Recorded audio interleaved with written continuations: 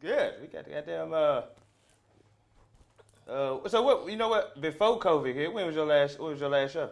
I was in Jackson at Chuckles in Oh, you was? What? That was in March. That March, was that was a week up when that day they start closing shit down. I flew home. That was a week up. Hey, earlier that day, did you have your head like, hey, okay, I got this next, I got that next. You know, we be add that shit up. What you got next? I had like $20,000 worth of shows lined up, nigga. I was like, God damn. I was in Chicago in Riddles with Damon.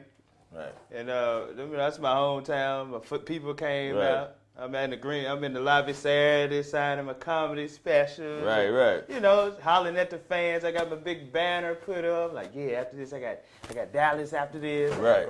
I gotta go then I gotta do Richmond, and you just thinking about all your gigs and shit. Yeah, you was booked in the living room, the dining room, and the kitchen. That was it. That's a good way to start the show, y'all. This is another episode of the 3811 First Show. I'm comedian Ambrose Jones, and we got a very special guest. I'm glad he came.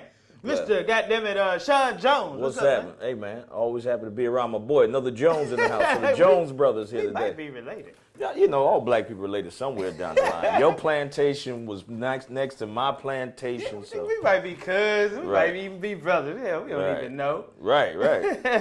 Well, hey, what, man? Funny. One of the goddamn top 10 funniest dudes out there. Need to be on a bigger platform, but he's right where he needs to be because I'm glad you are accessible to us younger guys. You know what I mean? Yeah. So you are accessible, even though you big time in our eyes. You're very big time in our eyes, and we all look up to you, man. Best dressed. I gotta get this nigga. I done looked at this nigga a couple times like, this nigga be dressing. I've kind of played it. I come down a little bit. Yeah, you know what? I'm a t-shirt dude. I brought my blazer on. Oh, you was ready. Because I thought you finna come with it. I was like, you know what? Nah, I'm a t-shirt dude now. Are you a t-shirt? I love my t-shirts. Just like the young guys now. Yeah, I just like you know, just eccentric t-shirts, man, and that's my thing. That's your thing. You mean with the blazers and I still, you know, I was gonna do a suit tonight, but I'm like, you know what? I think I'm gonna just do my. You got it with you though. Oh, I got my. See, he got it. Always got it ready. You gotta have your suit ready. Yeah. Hey man, so I like to start off, man, with just telling everybody where you from, man. Where it all started at for you, man. Born and raised in the bricks. Born and raised Newark, New Jersey, man. Okay, I did not know that. Born and raised in the bricks. Lived there, you know. 30 years, man. Left there, lived in Atlanta for a long time, lived in Los Angeles for a couple of years, lived in Charleston, South Carolina for a quick moment, and now I'm in Charlotte. So okay, so I'm taking a little world tour. Did you get your comedy feet wet in New Jersey? Not really in Jersey. I also lived in Delaware for a little while, and I used to run a little nightclub in Delaware, so I dabbled in it. Really? Dabbled in it a little bit, but realistically. Ironically, I got my first real shot on stage was in Charleston, South Carolina. Wow, yeah. Really? Yeah, man. That's when they had the creative tour, and that's when that's the first time it came to the South. It came to Charleston, and I knew everybody that was on the tour. You know, Terry Hodges, you know, Tony Woods, and all those cats. Right. So they didn't know I was down there because, you know, I knew them from Jersey and New York because in Jersey, we had the oldest comedy club and the first comedy club in the nation, Terminal D. Okay, never heard of that. That's where, you know, Martin Lawrence used to be down there, Bill Bellamy, all the cats used to be down there back in the day. Okay. So, Cool Bubba Ice, all of us, man. Bubba Ice. Yeah, so... Yeah, I had a little circle tour of the country. So the creative tour came to Charleston. Yeah, it was a 2-week tour. And you had a chance to get on it? They put you on it? Man, and that's why I first started doing comedy. But so what happened was, you know, I had to go through a comedy workshop and all that stuff. And I was just, I guess, I don't know. I guess I was just a naturally witty dude. And so I came out of the class like one of the top guys, and they made me the host of the comedy night. So when the creative tour was coming through, you talking about on a weekend, you got 200 people at the Ramada Inn in Charleston, and I was hosting, you know, and then we had another one. It went to Augusta, Georgia the night after that, and then I started hosting in Augusta. So we would travel on Monday morning we'll go to Augusta. So I had 200 on Sunday, 300 on Monday. So and you just started. You already on the tour. They got my chops. I had to get stronger because every week I had to have new material. I had full houses and I had to bring it. So how much time was you doing hosting? I was doing like 15 up front and 5-10 minutes in between. So was you always fast paced? With your jokes, fast delivery? Always, man. I don't know where it came from. I mean, even my classmates in high school, one of the dumbest things I ever said in class. I went to Catholic school. So, okay. Yeah, I went to Catholic school and we had sex ed in Catholic school. That's the kind of Catholics I grew up with. The ones that are having sex. They know about having sex. So yeah, we they created missionaries. Exactly. Mm-hmm. So we were in class and Brother Ralph, which was our teacher, was was having sex ed, and I never forget my homegirl Roxanne Haynes wanted to ask a question, and we were talking about oral sex, which is weird. Oral sex, masturbation, whatever. So she raised her hand. She says, "Brother Ralph, if you giving the guy oral sex and he ejaculates in your mouth," I was like, "You a freak already in high school, but I like you." So she was like, "If you give guy oral sex and he ejaculates in your mouth, can you get pregnant?" And without missing a beat, I was like, "Nah, you just have baby teeth." So, oh wow. So you always been fast. And it just, I don't know where it came from, and then that'd be the funniest shit, don't it? I was supposed to go to the principal office, but Brother Ralph laughed. He turned his back, man. That's when they get that little shoulder when they try to turn their back, man. And I guess that was it. I don't know. That was it. I don't know. So your first time on stage was the creative tour, or really in Jersey? No, it was before the creative tour. It was when I went to Charleston. They was doing the comedy workshop. Okay, so there was a little couple of nights. To a workshop? Yeah, I went to a workshop. Sometimes I did too, and sometimes they say those ain't the best thing because you don't learn nothing from it. I actually learned a lot from the workshop I went to. Well, the thing is, it depends on who's running the workshop. The guy who had the workshop was Tony Kemp, which is the guy who gave me my first start in comedy. Okay. Tony had been doing, he had been running comedy in Charleston for, like back since the 80s. So he knew comedy. Okay. He knew everybody from Jeff Foxworthy to Steve Harvey. He knew all these cats already. So he knew what it took to be a good comic, what it took to have a great stage presence and all that stuff. So I was taught by someone who understood comedy. Okay. Not necessarily from the performing end, but from the end of what is needed to make a show successful. Okay. So you had the whole ordeal. Had the whole structure. Okay. Just like now, and I do a comedy workshop. Well, I was doing it before the pandemic, where I try to give because I ran comedy nights, I ran clubs. So I know how to do it on both things. Okay, so when I did a workshop, I was early on. I paid $275. Eddie Brill. Okay. Writer of David Letterman. Yeah. What he said to me, I got up there and did 5 minutes, and he critiqued us. It was my set was so rehearsed. Right. I went over the whole 5 minutes, just went up there and ran it out of my head. But I did get a couple laughs, and he told me, he was like, "It was pretty good, man." He was like, "With the poise you got the ability to be the next Chris Rock or Dave Chappelle." So when he told me that, I went to your head. You gonna quit your job and everything. Like, man, mama, look, I'm gonna have to quit the family business. I know you want me to take it over, but you're gonna have to clean these damn offices yourself. It was just that little bitty thing that he said that just gave me enough to be like, he could have been lying. But it kept you motivated. It kept me motivated, man. So yeah, that's cool. So so you always had your fast pace, because but when you on stage, I mean, you don't let the crowd breathe.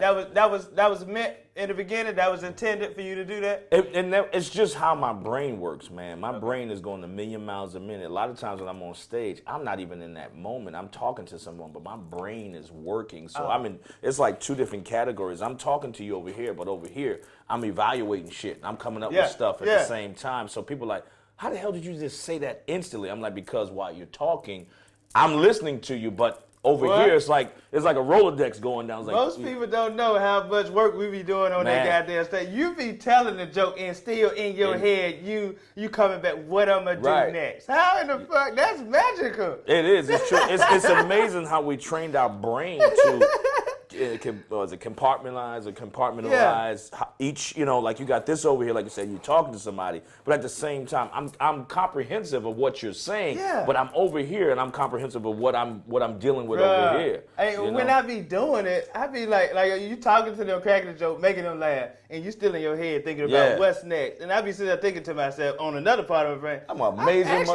Thinking while I'm talking to Right. It's called schizophrenia. Yeah. There's pills for that shit. You know what? Yeah, you're right. But I don't need that pill. I don't want that to get. So most people, why you tired after 2 shows? You be like, man, I've been working, man. Dude, we were talking about that yesterday. After the first show, I was sitting there with Rob. I was like, dude, I'm exhausted. Yeah. He was like, yeah, man, because you don't even realize, because it's not so much the physical, but the mental stress that you put yourself under, and especially like me, and I'm high energy on top of that. Yeah. Man, you be exhausted. It feel like you've been working out for like 3 hours. Man, you ever did that club that do 3 shows on a weekend? Man, I hate that season, man. That's usually when it's a little warmer, the sun's, when it's a little brighter, and they were, man, we're gonna do 3 shows. Like, God, 3 shows, damn, so you got 7, 7? Sometimes it's 6:30. With the White Club, it's like a 6:30, 8:30, and a 10, something. It's if you had a Black Club, that 3rd show ain't gonna start till about 12:30. That's a comedy sleepover. That's Uptown. That's what you talking about back in the day, man. You did when Lester had the Funny Bone at the Tuna at the casino. Yeah, man. He did 3 then. He did. Did we do 3? I don't even remember. Okay, that probably before. Yeah, I don't think I did 3 there, but man, that's ridiculous, man. That don't make no sense. Man, that's a blessing though. So you already got at the book. You on a creative tour. Yeah, man. I've been blessed in my career, and like you were saying at the beginning, a lot of people say you should be further. I'm like, nah, I'm exactly where God want me to be, man. I never focus on calendar work. Still booked. Yes. You still touching people. People love you. We all look up to you. I mean, what more can you ask for? Sometimes, I'm that role player. You know what I'm saying? You ever see that cat in the movie that you're like, this dude in everything. I don't know his name, but the cat that played. That's my role. You know how lost we would be if we didn't have cats like you, Rodney Perry, to talk to. Right. You know what I'm saying? Damn, who we gonna have to talk to and shit, you know? And I'm honored, I take it as a privilege, when young cats want to ask me questions, I don't be like, man, will you get the hell out of my face? A lot of cats don't want to share. I know. And it will be unfair for what I've been blessed with to do that to somebody else, because when I came up, I had the Terry Hodgeses, I had the Tony Woods, I had Prescott, you know what I'm saying? I had these cats that... I had these cats that would pull me to the side that had been doing television before I was able to do it. You know what I mean? So just that little source of information helped me out a long time. Helped me out my whole career. How to dress, how to, what was taboo and what was not. A lot of cats don't know that today. Yeah. A lot of cats are learning from YouTube or watching cats and think they know what they're doing, and really they're doing a lot of shit that would have gotten their ass whooped back in the day. For real. Maybe get their ass whooped today. They learning from YouTube. We learn from the real OGs. That's what I was telling Rodney. I was like, Rodney, I appreciate you for being so accessible to us younger comedians. And he was like, well, somebody did that to me. Exactly. So how could I be so selfish to get all this knowledge, get all this experience, and be like, nah, bro, you got to do it on your own. I didn't have to do it on my own. So why do you have to do it on your own? You need to pay your dues. I paid my dues, but I had someone to help me, along the way. Yeah. So how could I be that selfish to take all this knowledge and all this experience and not give it to a cat that just wants to know? Yeah. Some cats genuinely want to know. And you know what? With this space that I have, I'm thinking about doing a comedy workshop. You should. To help younger comedians. You should. A lot of times we tell ourselves, nobody want to hear what I got to say. You know what I mean? Like, I got 26 years worth of experience under my belt. Man. And still look 32. Boy, I'm trying to stay blessing, boy. What? Black don't crack. What? But that motherfucker will buckle every now and then. It will buckle. But at the knees. right. Exactly. But nah. So, man, that joke you got about the stripper, man, that come from a real... Which one? See, I hadn't done some of these jokes in years. Oh, for real? Man, I hadn't done that stripper joke in about... The blind stripper. Is it the blind stripper? No, the cross-eyed stripper. The cross-eyed stripper. That come from a real place? Nah, or you man. Just in the strip club and just dumb stuff, man. I think me and Tony Roberts was somewhere in the strip club. We almost got kicked out. But, man, I'm telling you, a lot of my comedy at one point was coming from dumb shit me and Tony Tone would say around the crib. Y'all really good friends. We were roommates, that man. Dude yeah, stupid, so we would have some of the dumbest things that we say. That dude got imagination of a 5-year-old. Exactly. Still do. Still dress like a 5-year-old. Yeah, he do too. Nah, man, but me and Tone would sit around the house, man, and just make all kinds of noises, come up with all kinds of dumb jokes. But it was just, I don't know, it was just one of them jokes that It just came to me, and I would say it off stage, and he was like, "Man, that's funny. You should say that." And I said it on stage, and it ripped. It ripped, and it was like something. But I don't even do it anymore. Oh, you don't do it no more? I don't do it anymore. Yeah, after the pandemic, you got a whole new set. I've been, and I talk to, like, once again, it's just like the brotherhood that we have. I talk to Pierre, and it's just that I want to be more than just funny. You want people to leave there knowing a little bit about you. They feel like they know you. So when people leave Kevin Hart's show, they feel like they know Kev. When they leave Dave Chappelle's show, they feel as though that's their friend, because they let them into their world. Even Bill, Bill Bellamy, when he tells stories, you find yourself in his living room, wherever he's, the atmosphere for that joke is at, you feel like you're there. Right. So just being funny and telling, silly stories is not enough for me. Right. So I'm really trying to expose more of my life because I've been through a whole bunch of shit. I got a lot of stuff to talk about. Yeah. You still married? Nah, nigga. Oh, okay. That's the third. I know that's some more jokes there. Yeah, it's a whole, but, until the attorney give me clearance. Nah. Okay. We're civil now. It took a little, took a couple of months for things to be civil. But, that's a lot of jokes right there. Yeah, I got me a little young thing now. Two.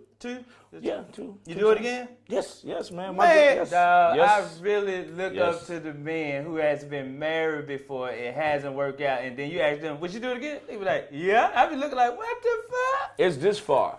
if God came to me and said, you got to go through these same two relationships again to get to this one, I'll do it. I'll go through every one of these bad situations. To get to that good. Get to this one right here that I got. You finna do it again? Not right now. This shit being like he ready to this do shit right being now. video, bro. Look, not right now. But but the sister I got now, man, this is everything that I ever wanted in a woman, I got right here. And it's worth it. It's worth the struggles that I went through. How long y'all been together? We've been together since the pandemic. As soon as everybody started coughing. You already feeling good about it? Feel good, You gonna want to give it a little time? I'm gonna give it time. We're not rushing anything, man. But the thing is, it's like that all those things that you always dreamt about in the relationship. There are relationships where motherfuckers don't argue all the time. Oh, man. There are, and it's black women. Now, don't feel shocked. There are black women that do not argue all the time. It's a whole bunch of them. Okay. But to see, we push everything that's negative to the forefront and make that the poster child of the black woman and the black man. Just like they do for the black man. Nigga, but it's still good people out here. It's some good men out here. And I get tired of, that's another thing, man. Yeah. Don't get me started on that. Because I get tired of our black sisters. If you go down your timeline sometime, you see all these black women and these all the black men, God got to send me and all blah, blah, blah. You're tearing them down. But honestly, how many times you see brothers on their social media timeline? We don't do that. We might say it to each other. Yeah. Because, like I said, I got a 100% black woman over here that we don't argue. I know we're going to get there, but we don't argue about just minor shit that doesn't need to be focused on. And she's uplifting. When I say something, she speaks life into it and not try to tear me down. That's good. So I got a unicorn, yeah. That's good. Got me a motherfucking unicorn. And she young. What? She look good? Did she look good? No. Oh, I don't want to put my... Yeah. I'll show you afterwards. Okay, I'll show you afterwards. Yeah. Not yet. And she young. And she young? She ain't real young. Yeah, she's younger than you. 13 years younger than me. Okay. I guess that's... Still with them pamper thongs, the little Velcro. Oh, okay. That's good, man. I give it up to you, man. Thank you, man. Still search for... I get it. After one bad relationship, I'm like, you know what? I'm done. You can't do it. Until you see that fat ass like, I'm done. Oh, hey. So you done got married 2 times, didn't work out, and you said you ready to do it again. Yeah, man. That's it. That's good. I believe in love, man. I believe in love. Okay. You was raised on love, mom. I was, dad? man. My mom, dad, man. They didn't divorce until I was in my 20s. Yeah. Man, 20-something years. Okay, old, so you seen that? Yeah, dad was home. Dad wasn't. See, the dynamics of my parents' relationship is kind of like the dynamics of my relationship. My pops was a professional boxer, and then after he retired from boxing, he owned a lot of restaurants and bar. He owned a bar, so he wasn't home every night, but he was present. When he would come home, he lived in the house. His mail came to the same fucking house. Right. You know what I'm saying? So you got your ass beat by your daddy, and not some dude that you call Uncle Daddy. You know what I'm saying? So I know the dynamics of a black family. Okay. So. And that's what you're searching for. Yes, it's out there, man. It's out there, dude. Cool. So, yeah. So how you get cool with Kevin Hart, man? Man, let me tell you something. Back in the day, I used to work, like I said, I was in Wilmington. Also, Delaware. How you end up in Delaware? Man, I left Jersey, another bad relationship. I left the house. When she went to work one day, I packed all my shit up and moved with my friends down there in Wilmington. And I just stayed down there for a short time and started running a nightclub and stuff. But what's the club? It's closed down. It was called the Boardroom. It was down on 7th and Tatnall. You had big names coming through? No, it was a nightclub. Oh, it was a nightclub and restaurant. Okay. We would do like different stuff. So we did comedy a little bit. We brought Frank Ski. From Wanda and Frank Ski. Yeah. Because, he's the one who did Doodoo Brown. Doodoo Brown. He made that song, so he had his rap. We brought them to our club in Wilmington back in the day. But anyway, I used to do the Laugh House in Philly. Right. And that's when Kevin used to come out and do guest spots and stuff. We all used to do, Spank, that's on tour with Kev, all them cats, man. Two-Ray. I used to work that club frequently, so Kevin was always somebody that I knew. And then when I moved to L.A., and Rodney will tell you, we used to play flag football on Sunday. Okay. So it was Pookie that was responsible for Chocolate Sunday. Pookie Washington. Yeah, Pookie Washington. And Pookie, believe it or not, Pookie from Jersey, and he went to Seton Hall University. I went to Seton Hall Prep. That circle, not to get on another story. Our circle is so crazy. My circle consists. Me and Bill Bellamy went to the same high school for a little while. Bill was older than me. We went to Seton Hall Prep. I left because that was all boys school. I got the fuck out of there. It was all boys. I had to leave. Yeah. But Seton Hall Prep. Pookie went to Seton Hall University. We all from the same little these circle. guys This is the same circle, man. Man. But even Bob Sumner. Bob Sumner was a DJ down at the comedy club I was telling you about, the first on black comedy club. Okay. So, but anyway, Kev, we all used to play flag football on Sunday. It was Pookie, Kevin Hart, Rodney Perry, Michael Blackson came out there to play, Shamar Moore, Tony Tone, man, and we used to just have fun. So Kevin always was that cat that was just fun, cool. We used to make fun because he's so short. But then, we just had that brotherhood, man. He was always a good dude, and he always just give me props, man. And that's my dude, man. I love that cat. They probably learned a lot from you. Because you started before he did, right? Yeah, I started before Kev. I can see Kevin watching you on stage like, okay, I'm going to take that and Nah, take Kev, that's No, not jokes, but your cadence, learn. But that's it, man. I can't stress how happy I am from where Kevin was and to where he is now, man. He's earned every bit of that. Oh, man. And a great dude, man. You can't beat the positivity, man. Let me tell you something. Kev is the kind of cat, honestly, when Kev was at his status, like if Kev was walking here right now, he would be the same Kevin that we were when we were playing flag football. Every time he used to come to Atlanta, this was me and Big Sean Larkins, we were roommates. And, Kev would come into town, and Sean would be like, yo, Kev called. He said, yo, meet him down at such and such. He would always call us, and we would go to the club. We go to the strip club. We would just have so much fun, man. And he didn't have to do that because he was already, rocking. Right. So, but he just reached out to us. You know what I'm saying? And when he hosted One Mic Stand, he was like, yo, come to my dressing room. I would sit there and talk to him whenever he's doing something. Whenever he was in a town and I call, say, yo, I'm in town. They come through with the tour. It was always tickets for me at will call, whatever amount of tickets I wanted. I hadn't talked to Kevin in a while, because he's changed his numbers and stuff. Yeah. But the cat is still the coolest cat in the world. Man, that's love. That's my dude. Love it. Yeah, you got any crazy stories from back then? With Kev? Yeah. Well, the one, it's not a real crazy. One of the stories that's funny, man. We were in Atlanta and we were at Uptown and Kev was there. And what year was this? Nigga, I can't remember last week. The year. I don't know. It was the old Uptown. Okay. So the one next to the little strip club. Right. So Kev was like, yo, let's go to the strip club. And so he was like, yo, give this cat directions on how to get to the strip club or whatever. So I gave me the phone. I'm like, what the fuck is this? So I'm like giving him directions and stuff. I'm like, nigga, who was that? He was like, that's Usher. I was like, what? So Usher, so we get to the strip clubs. Me, Big Sean, bunch of people. Big Sean. Yeah, Usher, Kevin Hart. We get to the strip club, right? So I got my little punk ass $100 in singles. You know what I'm saying? my little pimple. Yeah. These niggas get their money damn near brought out with wheelbarrows, him and Usher. They got mounds of money. So, and all the strippers got castles. They got, you got a temple. I got the little bridge that the castle come over. That's my shit. So, so I'm sitting there, my little measly ass $100 in singles. These cats sitting up there with these mounds of dollars, and the strippers all dancing around, and they just making it rain. And I'm like, I just tell you, I'm dancing, and I just fold my little $100 up, put it back in my fucking pocket. And as money fall, I'm picking it up because it's on. I'm trying. So Kev went back and told everybody I was taking money from the strippers and shit. So he didn't say nothing to you right then. Oh, he waited till the next day. We got back to the club. Like, let me tell you about this dude, Shaun Jones.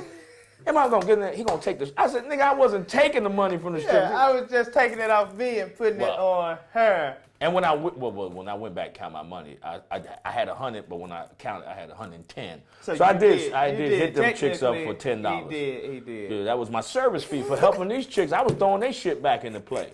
That sounds like something Kev would do. He would wait. Man, he was riding me. He would not leave it alone. That sounds like something he would do. He would not leave it alone. Man, that's a crazy story. That's you gave Usher directions to Magic City. Yes. No, it was. I don't even honestly. I don't even know the name of the strip club. It wasn't Magic City. It wasn't Strokers. It wasn't Blue Flame. It was like this other. It was hot. Mm-hmm. Of course, it was Atlanta, so it was a hot club. But I gave him the directions, and he was cool, man. He came out there, and it was a bunch of us, and I was like, okay, damn, yeah. What else shows you did? Comic View. I've done Comic View. I did Montana Taylor. I ain't heard that one. Yeah, that was my first year. Montana Taylor? Yeah, she used to do the Coochie Coupon. Remember the chick that used to do the Coochie Coupon?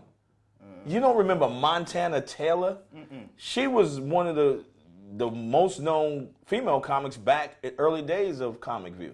For real? Yeah. Gotta go look that up. Yeah, Montana, she used to do the show Coochie Coupon. That was her. Oh, okay. That was her joke, okay. Coochie Coupon. Okay. But she hosted, I did that. I did like 7 seasons of Comic View. Yeah. I did One Mic Stand when Kevin hosted it. I did First Amendment when Doug Williams, when Doug Williams hosted it.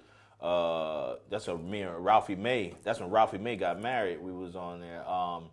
I've done. R.I.P. Ralphie May. Good. Yes. That was my guy. Dude, man. I did Off the Chain on Bounce TV. Yeah. Rodney Perry. Yep, Rodney Perry. I did the Monique Show. I did the very last episode of the Monique Show. I didn't know you did the Monique Show. Yes, me, Ray, Small Fry, and Chris Jones set it off. Okay, he was on that. Yeah, we did the last. She had comics as her guest, and we did the last show. Okay. I think I remember that. Yep. Okay. So those are my stand-up shows. As far as like television, I did Your Worst Nightmare. Movies? That was a television show on IDTV. I did Shade with Jamie Foxx and Sylvester Stallone. I did The Shield, television show. Okay. So I did a few things. So your love is really the road. You love the road. I love the road. I love acting. I'm getting ready to really get back into my acting more. Try to get more acting classes and just start sitting out audition stuff. Okay. So it's easy for So you're not tired of the road now? I'm never getting tired of the road. The road is lovely, ain't it? It's lovely, man. I kind of try. Now I've learned how to prioritize it. You know what I mean? Sometimes I set time aside for personal life, and I have my road. At first you didn't do that. I was just all road. You fit in there where you fit in. I know, right? I'm not adjusting. I'm missing birthdays. I'm missing holidays. Shit. Hey, at first I gotta miss everything. Yes. You gotta miss everything. So now you start. That's one thing. The pandemic just really had a chance for comedians just to really just sit down and just think. Right. People in general. Huh? People in general gave me a chance just to slow sit down and just rethink things. Maybe. Shit, go another direction. Look at the show, 3811 First Show, goddamn, right. Man, This ain't a bad year for me. This ain't a bad year. Financially, it's challenging. Still alive, shit. Right, exactly. We grew up with worse shit. Let me tell you, bro. But it's like, you got to make the best out of things. As you get older, you start to look at life a lot differently than what you did when you were younger. You know what I'm saying? Like I like I said, 2020, people are devastated by the shit that has happened this year. But like you said, it's just a way of God slowing the world down because we're doing too much bullshit. Yeah, I think we was moving a little bit too fast. I had something in my spirit. I was like, something finna happen. Yeah. exactly. And all these chicks all over the. Nah, that's a whole nother story. We'll talk about that. But nah, you know, it was like fuck, man. And so I just look at things. I was like, okay, this is what you dealing. You know, what you giving us. I'll be, you know, quiet.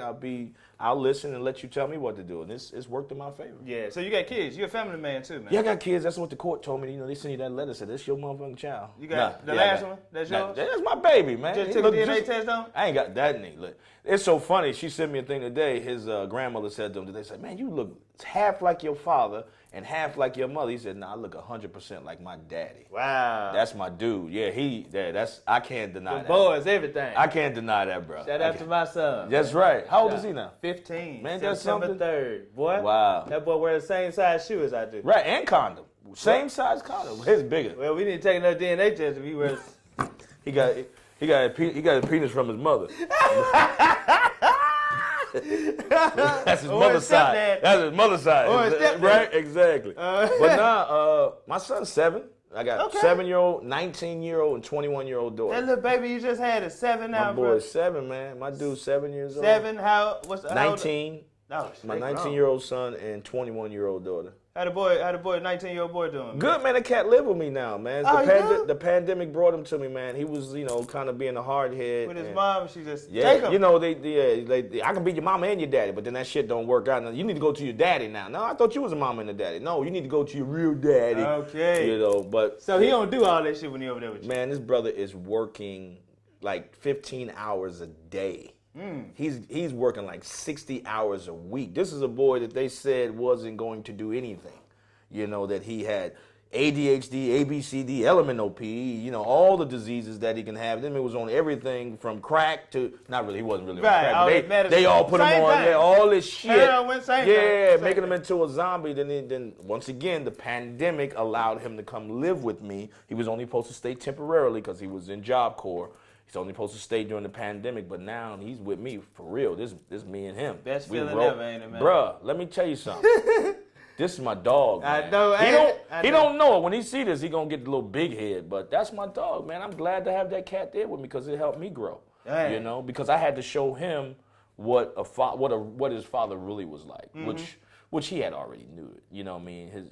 Unfortunately, sometimes they try to put a bad, image of their father in it. But they know. Kids, he knew. He told me, he was like, dude, I always knew. Kids know their mom, they know their dad. Right.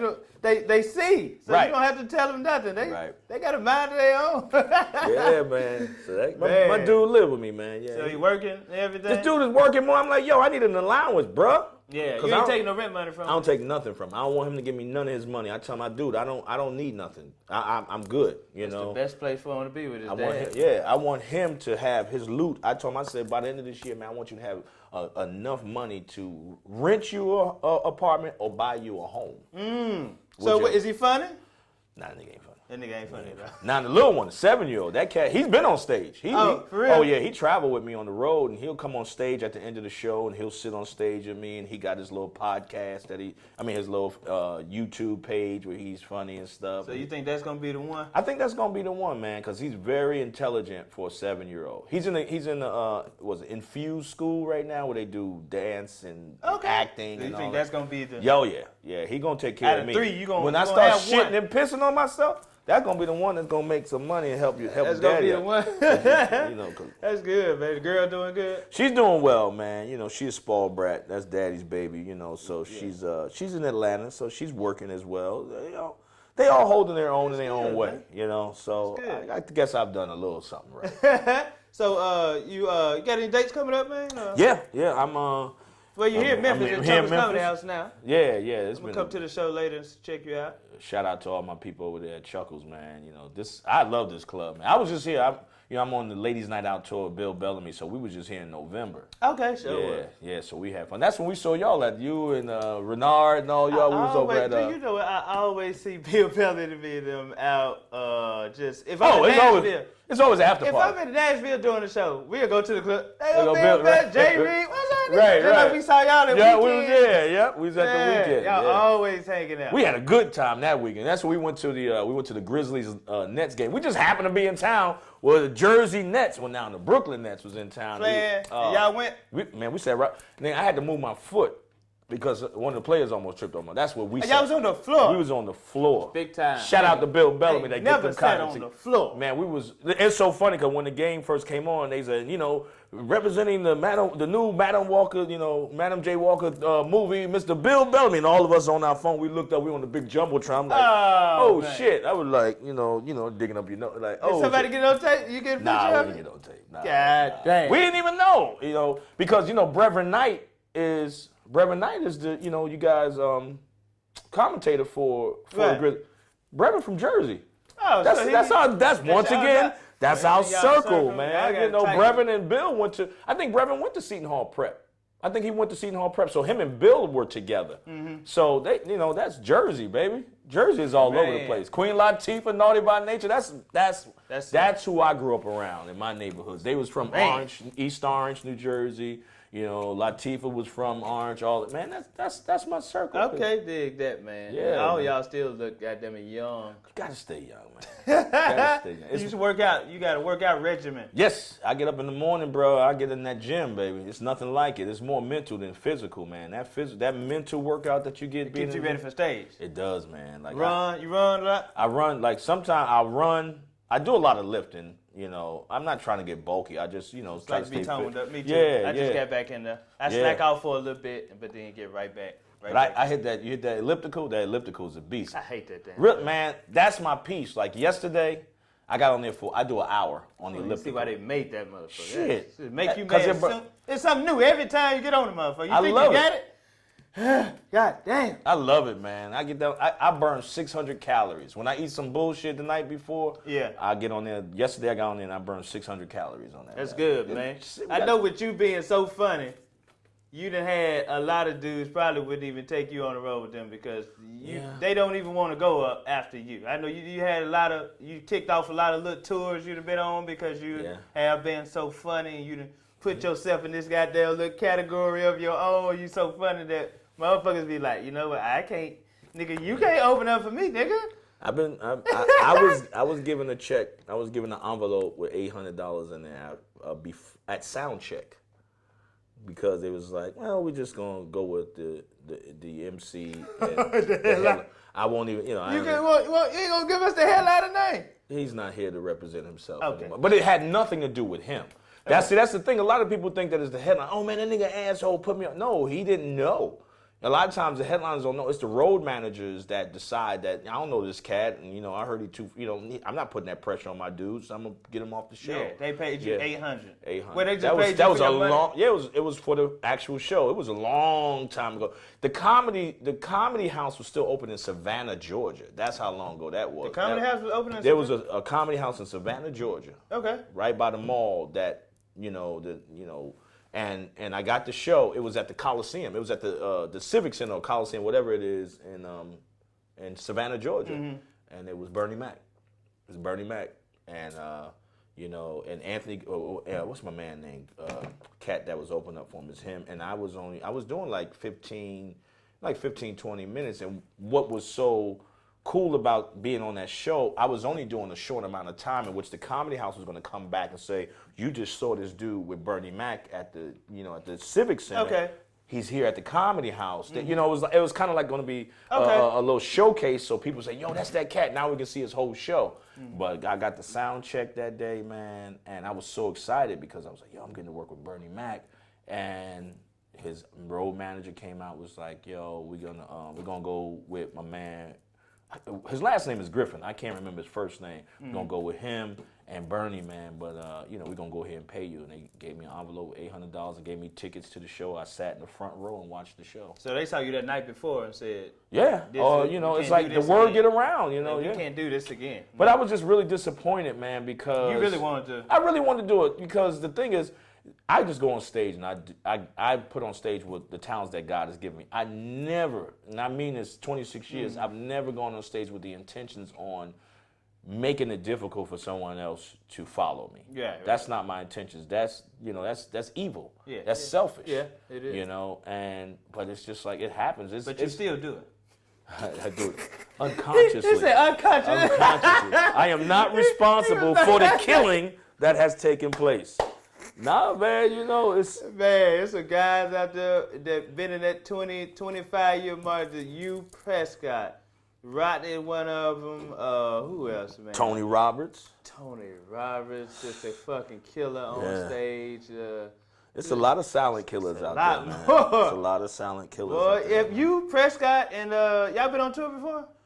We've done shows together. Yeah, That would be such an amazing tour. I would go watch that motherfucker right there. Yeah, man. That's the crowd stomach would be in fucking stitches I know, at the man. end. it's a lot of little young brothers out there that's really hungry that you don't want to go behind, man. It's a lot of little That's right. Exactly. You know, I'm not responsible for the killing that. But I have been blessed enough where a lot of comedians took me on the road, like Dominique. Right. Took me on the road for a little bit, let me go. Junior from the Steve Harvey, you know, before the pandemic, we still did a lot of dates. And Adele Givens. Some headliners don't give a fuck how funny you are. Adele Bill, man. never seen me perform. Really? Adele just met me and be like, this a cool dude. Right. And you can come feature for it. Like, man, because she's confident. See, and that was the thing I was going to say. You got to be confident in who you are. You can't allow what someone else do to stop you from doing what you get paid to do or the position that you take. You know, the thing is, if you're a good comic, you be able to, no matter what has happened before that, you bring everyone into your world. Mm-hmm. And I tell you, man, the shout out to my dude, my ace, Bill Bellamy, man. You know, good dude. That's my dog, man. That's my dog right there. He positive like that too in real life? Straight lace, man, all the way. You know, we always laughing. Yeah, and he put me on tour based on the guest spot. He was like, "Yo, go up and do 12, man." And when I tell you, I demolished this club. I was just in one of them zones that night. Yeah. You know, and I came on stage. He was like, "Dude, I need you on tour." And then they put me on. He seen you ripping. Yeah. Said, "I need you to come." Cat had he put me on the rest of the shows that weekend. He said, "You on the shows the rest of the weekend." Took care of me, everything, the rest of the weekend. And by the next night, he said, "Dude, me and all the dudes had a meeting. You down?"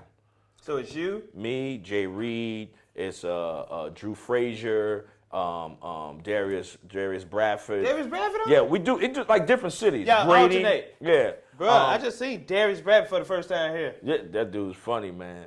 That's my dude too, man. But so funny. And Bill, I remember we were in Indianapolis. We were at Helium, I think it was. Yeah, right up the street from Joker's. Yeah. Dude, let me tell you something. It was just me and Bill, and he was, so I was hosting and featuring. It was just me and him. Jay was doing something else. So he was like, "Yo, do like 25, 30 in front of me." That's a bad club too, boy. It was packed. I like the way that the audience is right up on you. Oh my God. Man, when I tell you, I was once again in one of those zones where I came out. He always. You see how every show he's in it? It's not every show. It's not every show. But this one particular weekend, and I was blazing, and Bill was like, "Turn it up. Turn it up. Nigga, what the fuck you want me to do? Set the building on fire physically?"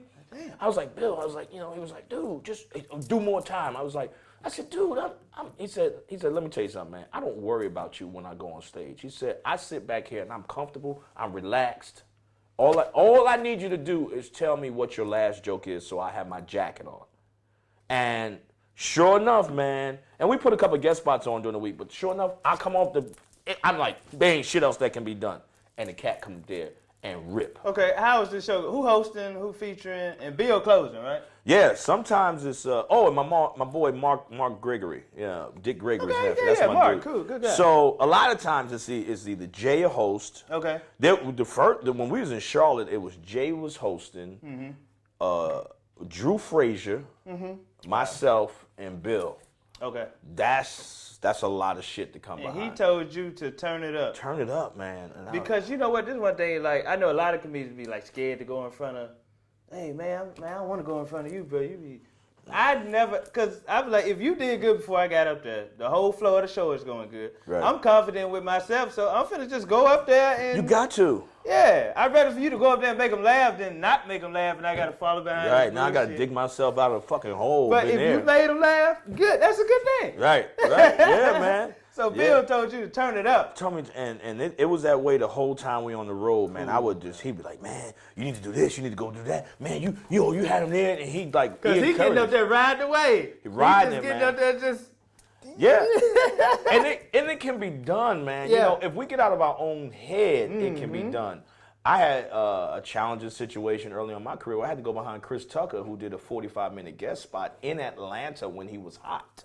And he did 45? 45-minute guest spot. Terry Hodges was hosting. We was at Harrison's nightclub in Atlanta, outside of Atlanta, and which is in Lithonia area. But yeah, that cat went up, and I was like, Chris, you going? He said, nah, I'm gonna just chill tonight, man.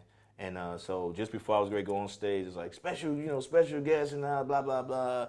Mr. Chris Tucker, and the fucking crowd went crazy. I'm like, God damn, why you gonna do a guest spot now, dude? Went up, and he had just did one. I can't remember what movie, because he was doing a lot of talking about the movie and all this different stuff. And I mean, he said goodnight, standing ovation. I'm like, fuck. Like, you ready for your headliner? Nigga, we about to close this goddamn club. This was like in the night or the early 2000s. Like, I think I got coronavirus. They didn't know what it was. I got this shit in advance. I can't smell, I can't taste. Yeah. I'm trying to get out of that shit, man. But I went up there, and the first thing I said, I know y'all think the show is over because y'all seen Chris Tucker, but I'm here to tell y'all this shit ain't over. And that right there gave me a certain confidence, and I'm not. I promise you, on my. You was in one of those grooves again, right? See? I was just calm. I said, this is what I took on. If you take on the role of headline, you got to be ready for the job. Yeah. And I promise you, I'm not bragging on everything. I went up there and I gave him what I got paid to do and got a standing ovation. You was in one of those zones again. See, you always. I'm not in the zones. That was just happened to be that way, man. This a nigga that's always in the zone. I was in one of those zones again. I don't take credit for it. Yeah, I know, man. Honestly, we just get up there and do us, man. I just do it, man, because I ain't got all this shit that we do, all this shit that I do. It's not I didn't do any of this. I give it all to God. Yeah. He do it all. Yeah. So I just, whatever he decides what is best for me, that's what I take. But I never said, yeah, man, Nah. I feel as though when you get to that point where you start feeling yourself and thinking that you're responsible for all the stuff that's going on in your life that's good, God will show you something completely different. Like, oh, you think you riding out? You think you the shit? Yeah. Let me humble your ass. Man. He'll humble the hell. Right here on the 3811 Fuss Show. Real conversation with real comedians. Y'all thought we was just going to get up here and just laugh, crack jokes. Talking about real life on the 3811 Fuss Show. Hit that subscribe button, hit that like button. Tell me your social media and all your stuff you got going on, man. Oh, my shit is all over the place. But my social media, Instagram, Facebook, Twitter is Comic Shaun Jones. SHAUN. Comic Shaun Jones. What else?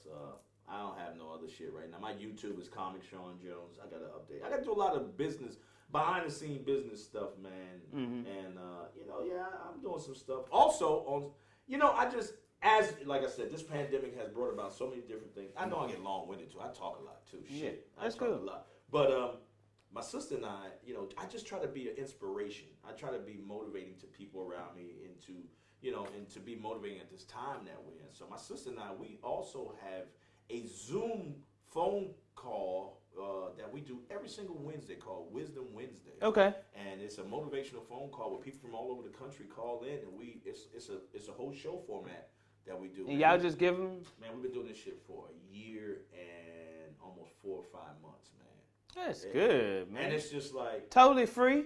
Totally free. You go on, you get a phone number.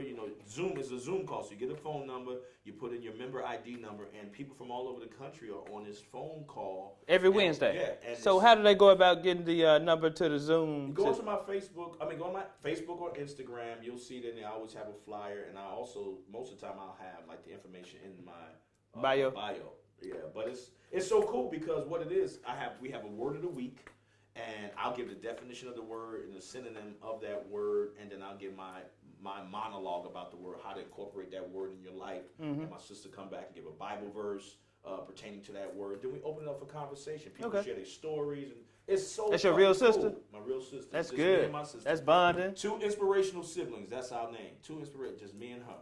That's good, man. Sister, man. But yeah, it's good shit. It's so motivating because it's like. We use words that we've been using our entire life, but when you break it down and when you hear the definition and you incorporate it into a motivational type of situation, you're like, damn, I never really looked at that. You got an example of one of the words? Yeah, like my favorite. I have 2 favorite words: responsibility and accountability. Those are my 2 favorite words, and basically, when you start to look at life, hold on.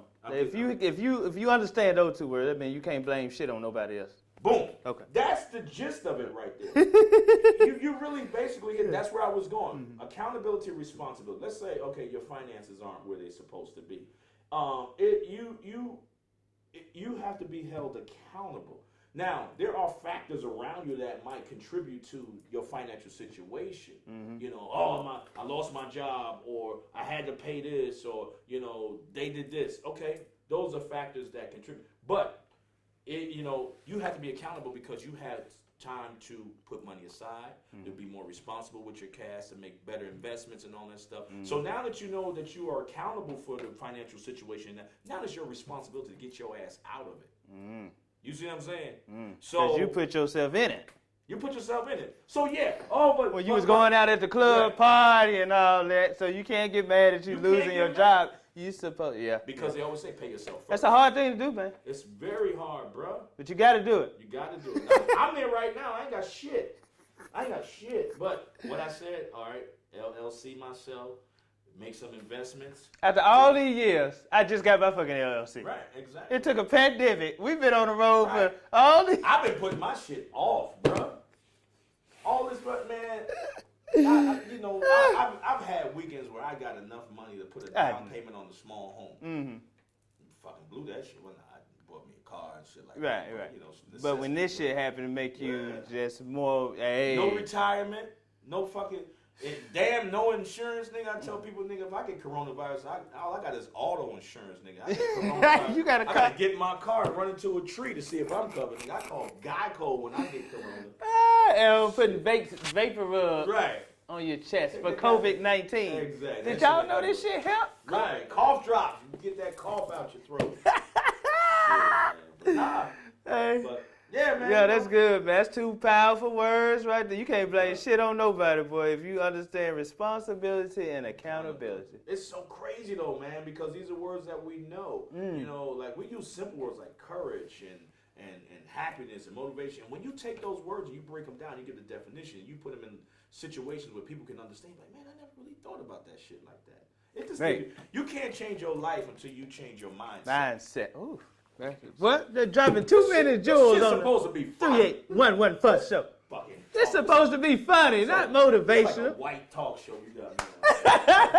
Hey, man, before we go, I got to have every get 3811 Fuss Show. That's a zip code I have stayed in majority of my life here in Memphis, man. So, got to get you to look in the camera and say, thank you for tuning in. This is the 3811 Fuss Show. Yes, sir. And we got to do it together. What is it? Thank you for tuning in. This is the 3811 Fuss Show. 3811? For Show. Okay, 3811. Thank you for tuning in. Nigga, hold on. Look, you got to write shit down. Thank you for tuning in. This is the 3811 Fuss Show. You know, add your little swing on it with the Fuss Show. You know what I'm saying? Why you got the shit written on your That's somebody who was there before that. Stop being observant. That's comedians just observing everything. Nigga, who hand is that? That don't even look like a Black Power movement. That looks like an unmanicured hand. This looks like when you turn this camera off, it's gonna be a mattress coming this motherfucker. It is a blow up bed. I knew it, you nasty bastard. I'm gonna tell you, pastor. Who's your pastor, Troy? Pastor Troy. Hey, all right, so thank you for tuning in. This is the 3811 Fuss Show. Appreciate that, man. Any last thing, man, you wanna give some more? You positive, you encouraging, you anything you want to leave them with, man? Hey, man, I'm telling you, just go out there and have fun. Enjoy life, man. Stop putting so much pressure on yourself. Focus on shit you don't have any control over. I laugh every day. It keeps me young. So I suggest that everybody out there do the same thing. Just fucking laugh, man. Go look at some big asses or something that make you happy. And go to the Instagram page to get some of that motivation. Shaun Jones? Yes, sir. Comic?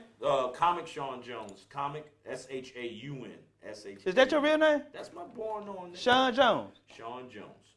You know how most niggas' name be Ricardo Jones. You be like, where the fuck Shaun come from? You be like, yeah, I ain't want to let motherfuckers know my name Ricardo. My shit. I ain't changed nothing. So Shaun Jones, that's your real name. You want to go by your real name? Yeah, because what the fuck? What else I'm gonna go? I did too. I ain't want to be like, look, Kiki. Right. I was like, how far can you go? Little nickname shit. You know, you 83 years old, they still calling you Man the Comic. Yeah. Fuck out of here.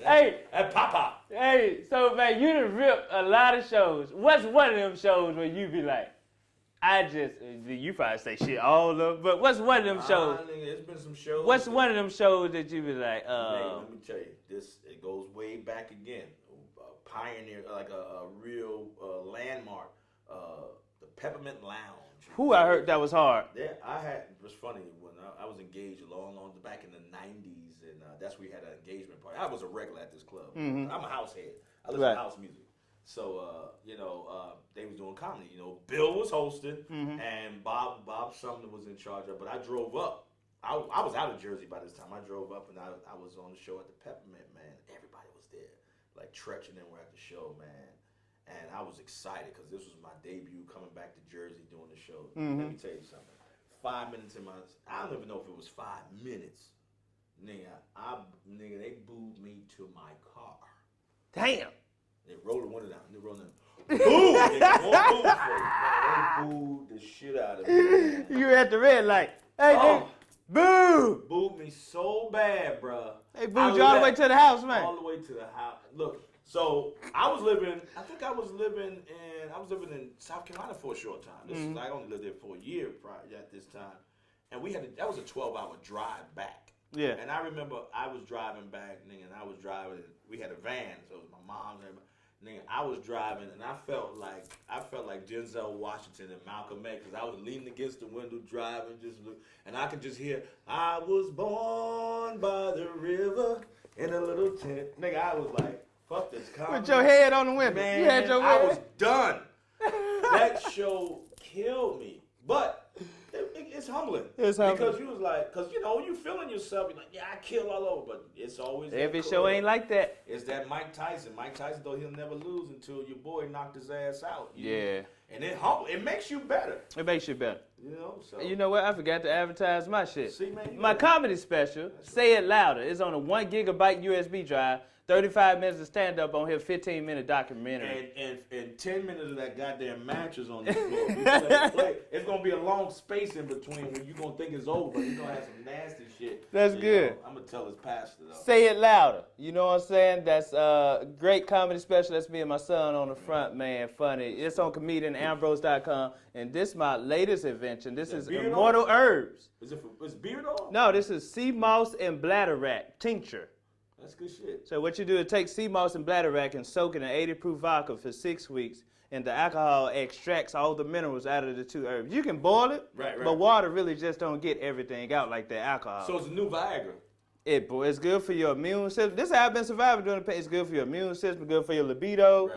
It just, Seamoss got 92 of 101 minerals that your body. So that's what it looked like after the 6 weeks, and you just take 2 full dropperfuls under your tongue, hold it there for 30 seconds, and your salivary glands take it straight to your bloodstream. That's so it's man. Instant, man. See, that's some serious shit. That's on my website, comedianambrose.com, man. Man. You gotta take that shit. My boy Mike James in Nashville called me and said, "Hey, this shit had me horny the motherfucker." So it's different effects for different people, but it overall boosts your immune system. So if you do get a cold or virus, your immune system will fight it off. But 2 of the most powerful herbs Dr. C be talking about. Your period ain't as serious as your period ain't the same. After you take your period, is not as. No. This some good shit. Yeah, man. Look, we need that at our age, man. My counter in the morning look like an 85-year-old man. Yeah, you taking vitamins? I take zinc. I take iron. I take B12. I take D3. Seamoss and Bladderwack is straight from the ocean. It's full of iron. Right. And it's full of iron. That's the most that's important. That gives you energy and all most important, goddammit, mineral in here. So Dr. Seaver said we should take vitamins. We should take minerals. Yeah, that's true. But I make sure I take all that stuff. But you got to do everything been working out for you. Keep doing your thing, brother. People trying to stay out there, son. You got to get that D3. I get that B12. I get that iron. I get that zinc. I take the men's health one a days. Yeah, drink plenty of water. The 50 and over.